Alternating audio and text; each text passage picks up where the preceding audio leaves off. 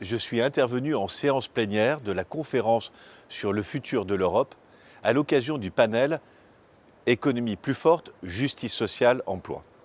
Merci aux citoyens qui ont proposé 48 recommandations pour une Europe plus sociale.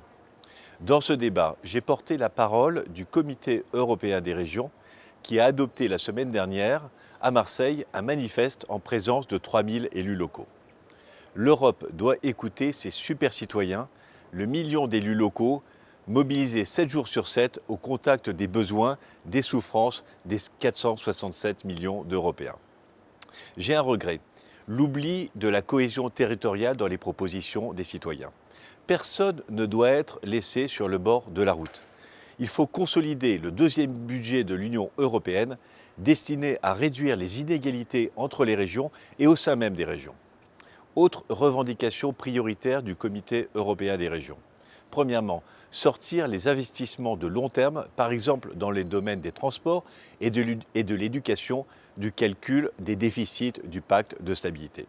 Deuxièmement, instaurer une nouvelle gouvernance de l'Union européenne en mettant un terme à la règle de l'unanimité pour harmoniser la fiscalité, taxer les multinationales qui font des profits sur le sol européen et instaurer une taxe carbone aux frontières, car nous avons plus que jamais besoin de ces ressources autonomes pour financer les politiques publiques locales, comme le logement social, la transition énergétique, la santé.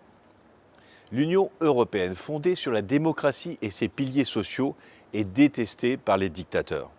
Les Ukrainiens et les Russes le savent. Poutine attaque l'Europe pour éponger sa soif de domination, mais aussi pour masquer la faillite d'une démocrature, sa responsabilité dans l'effondrement économique, sanitaire et social d'un pays. Alors, n'oublions pas l'Europe sociale et la cohésion territoriale dans les conclusions de la conférence sur le futur de l'Europe.